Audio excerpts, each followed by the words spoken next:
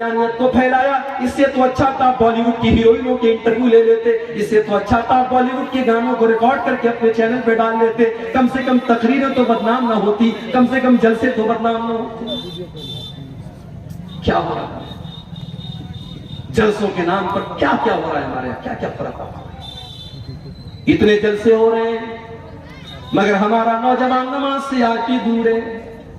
अल्लाह ने फरमाया ला तुल्हिकुम अमवालुकुम वला औलादुकुम अन जिक्रिल्लाह, माल के चक्कर में तुम अल्लाह को भूल न जाना, औलाद के चक्कर में तुम अल्लाह को भूल न जाना। और आज अगर कोई अल्लाह को भूल गया, उसकी जिंदगी में सब कुछ है, अल्लाह नहीं है, अल्लाह का जिक्र नहीं है, नमाज नहीं है, अल्लाह को याद नहीं करता है, तो दुनिया में तो जो होगा होगा, आखिरत में क्या होगा?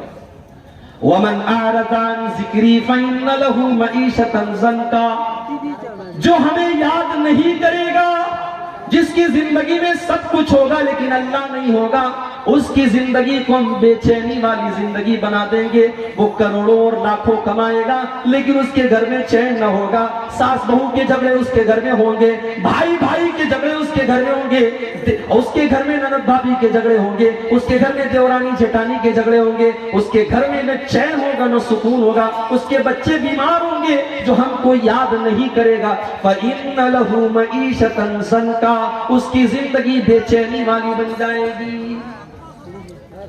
वनहशुरुहु यौमल क़ियामति आमा, और कल क़यामत के दिन में से इंसान को अंधा बना करके उठाएंगे। क़ाल रब्बि लिमा हशरतनी आमा, वो कहेगा अल्लाह मैं तो दुनिया में अच्छा खासा देखा करता था, मैं आज अंधा कैसे हो गया? अल्लाह फरमाएगा कदालिका तत्का आयातुना फनसीतहा व कदालिकल यौम तुनसा। मेरे बंदे, तेरे सामने कुरान की आयतें पढ़ी गई, तेरे सामने नमाज की अहमियत बताई गई, तेरे सामने बेहयाई की बुराई की गई, मगर तू बेहयाई के काम करता रहा, तू नमाज को छोड़ता रहा, तू अल्लाह की याद से गाफिल रहा। जब तू दुनिया में अंधा बन गया तो आज हमने तुझको अंधा बना दिया।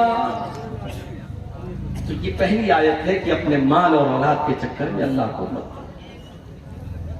वमन यफअल ज़ालिका, और जो माल के चक्कर में अल्लाह को भूल जाएगा, जो औलाद के चक्कर में अल्लाह को भूल जाएगा, फउलाइका हुमुल खासिरून, उससे ज्यादा घाटे का सौदा कोई नहीं कर रहा है।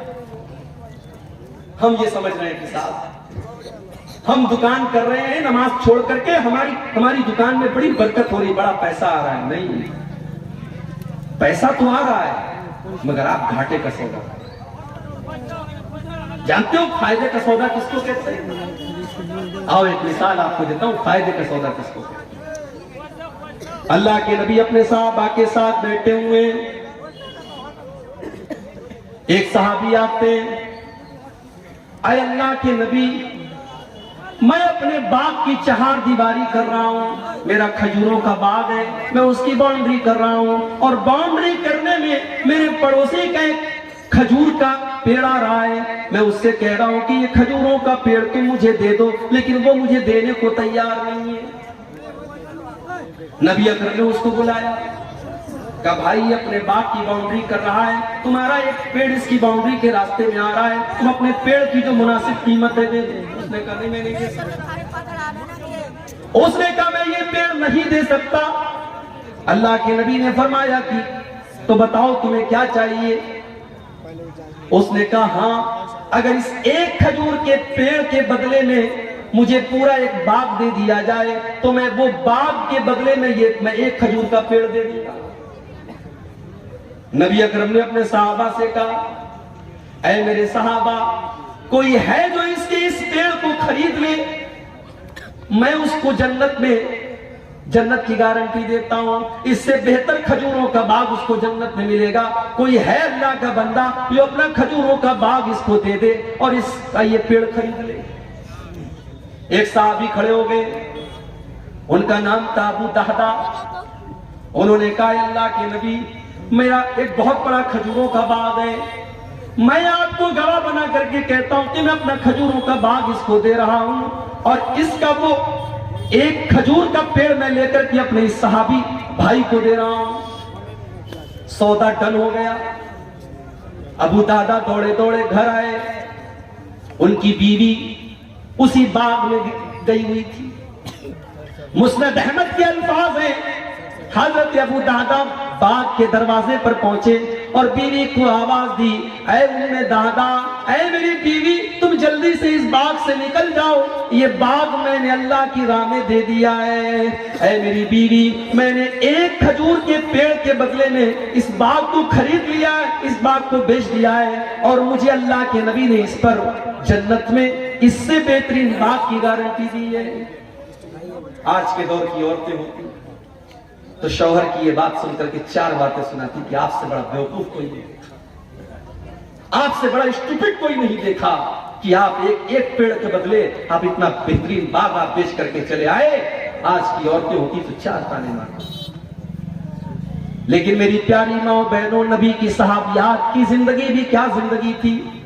उम्मे दादा उस बाग से निकलती हैं और अपने शौहर से कहती हैं, ऐ मेरे शौहर, आपने बड़े फायदे का सौदा किया है, आपने बड़े मुनाफे का सौदा किया है, आपने जन्नत के बाग के बदले अपने बाग को दे दिया है, आपने कोई घाटे का सौदा न किया। ये थे साहबा। एक और साहबी थे, उनका नाम था सुहैब रूमी। हमारे यहाँ शेरशाबादी चलता है, अंसारी चलता है।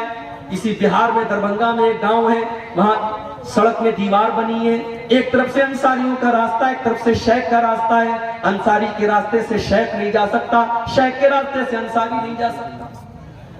हम तो बिरादरियों में बैठे हुए हैं, ठीक है, बिरादरी है तो है, लेकिन बिरादरी कोई फख्र की चीज नहीं है। शेरशाबादी ये सोचे मैं शेख और अंसारी और खान से अच्छा हूं, खान ये सोचे मैं अंसारी से बेहतर हूं, अंसारी ये सोचे मैं फला से बेहतर हूं, ये इस्लाम की तालीम नहीं है। इन्ना अक्रमकुम इंदल्लाहि अत्काकुम, बिरादरी की बुनियाद पर किसी को कोई इज्जत हासिल नहीं है।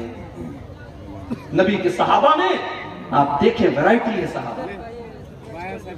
सलमान फारसी ईरान के रहने वाले, सुहैब रूमी रूम के रहने वाले, इसी तरीके से हजरत बिलाल हबशा के रहने वाले।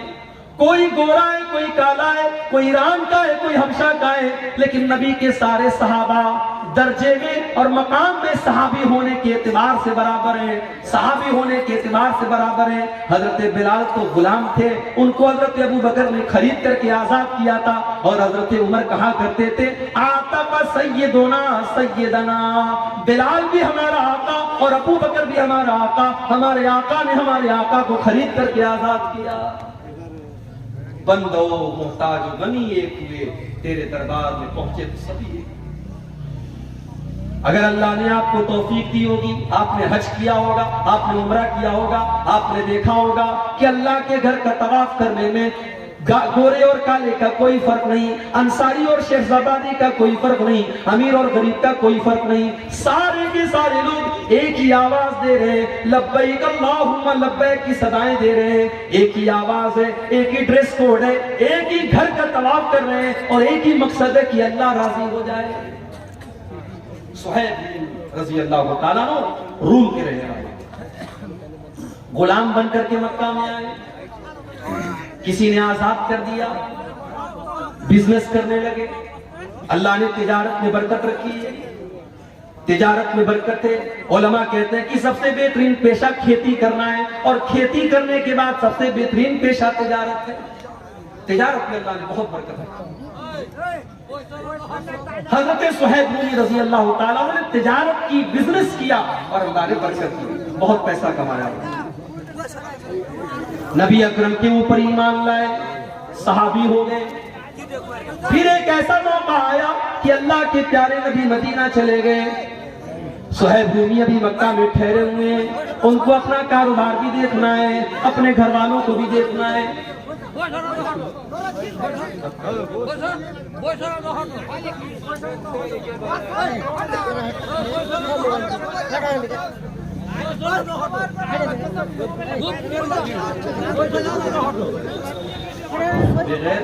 आप खुदा से गुजारिश है, इत्मीनान से सुने और सुनने वाले को सुनने दें, डिस्टर्ब ना करें। किसी का कोई पर्सनल मैटर तो किनारे लेके आप लोग इत्मीनान रखिए, जैसे सुनना हो सुने, इत्मीनान रखिए। सुहैब रूमी रज़ी अल्लाह तआला अन्हु अपने सारे बिजनेस का सेटअप करते हैं, सारे माल को इकट्ठा करते हैं और तैयारी करते हैं मदीना जाने की। सामान पैक कर लिया, ऊंट तैयार हो गया, सुहैब रूमी मक्का से निकलने लगे। मक्का के काफिरों ने ऊंट की नकेल पकड़ी, कहां जा रहे हो? कहा मैं मदीना जा रहा हूं, यस्रिब जा रहा हूं, अपने नबी के पास जा रहा हूं।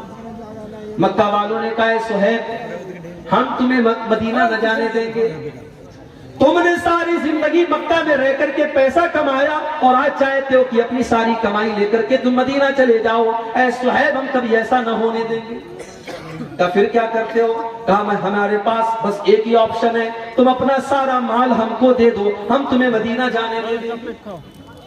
ओ लोगों, माल बड़ी अहम चीज है मगर अल्लाह से बढ़कर के नहीं है, रसूल से बढ़कर के नहीं है। सुहैब रूमी रजी अल्लाह ताला अन्हु ने एक सेकंड भी नहीं लिया फैसला करने में। कहा मक्का वालों अगर ये बात है ले लो मेरा ये सारा माल, सारी जिंदगी की गाड़ी कमाई उनके हवाले कर दिया और खाली हाथ हजरत सुहैब रूमी मदीना चले आए। जब मदीना पहुंचे, फजर की नमाज का टाइम था, अल्लाह के प्यारे नबी नमाज पढ़ा रहे थे। सुहैब रूमी आते हैं और नमाज में शामिल हो जाते हैं। नबी अकरम ने सलाम फेरा, अपने सहाबी पर नजर पड़ी, अल्लाह के नबी खड़े हो गए, अपने सहाबी को गले लगाया।